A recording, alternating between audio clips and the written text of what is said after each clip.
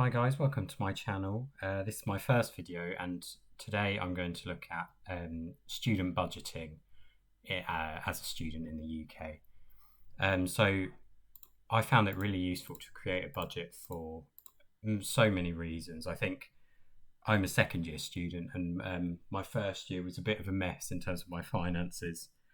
I think I probably liked a night out a bit too much, and I ended up pretty heavily in my overdraft actually, just because I wasn't keeping on in control of my finances at all.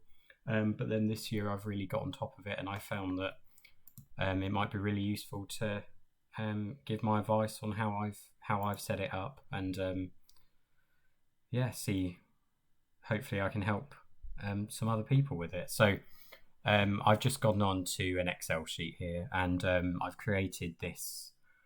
It's a very simple and easy budget. So I've got my income here. So this budget up to the 30th of September, so up to the next academic year. I began this at the beginning of the month, so the start of April. And then I've got the date of receipt here, so when the money will actually come in, and then the amount here. So first thing's the maintenance loan. So these aren't my actual figures, by the way. So first thing's the maintenance loan. So this is due to come in for me. I know it's due for me on the 20th of April. So I've got the date of receipt as April, and then the amount here. And then also a part-time job. So this will be every month up until the end of September. This is the total. So as you can see there, 200 times 5. And then we've got those two summed together. So this is working out essentially what our total income is up until the end of September, up until the next academic year. And then we've got also expenditure descriptions, so investments, which I'll probably create another video solely on that. So I personally use something called an investments ISA, where I put some money in every month and see it grow essentially. So we've got investments here with the platform that I use personally is Vanguard. So that's every month, so 500, so that'll be 100 a month. Car expenses, food, rent, you can chuck in any other expenses here, the amount that it would be up until the end of September. And then we've also got the total there. So that's just the sum of all of those. And then we've also, so what I've done here at the bottom is future excess income. So that'll be the total income minus the total expenditure to give us the 250 here.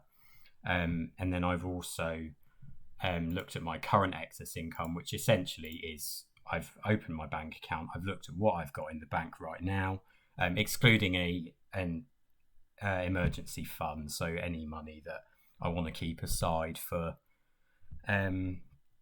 just for a rainy day, really, for whatever comes around, if there's an emergency or whatever. So excluding that, any amount that I've got left over right now, I've added that on, and then I've totaled that up there. And that's given me what I call total excess income to be transferred to LISA. Again, with a LISA, I'll probably make a separate video on that, explaining the benefits and why I have one.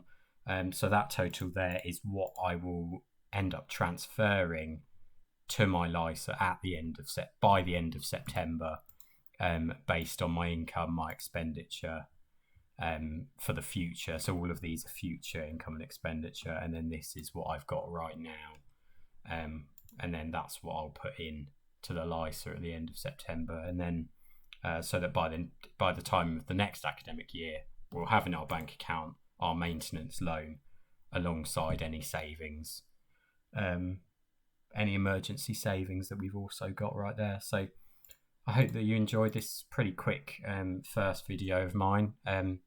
If you did, then please hit the like button, and I'll probably look next time at possibly my investments, possibly LISA, also other types of ISAs I'll probably look into at some point, but I just thought this would be a good kind of introductory video for my channel. So thank you very much for watching.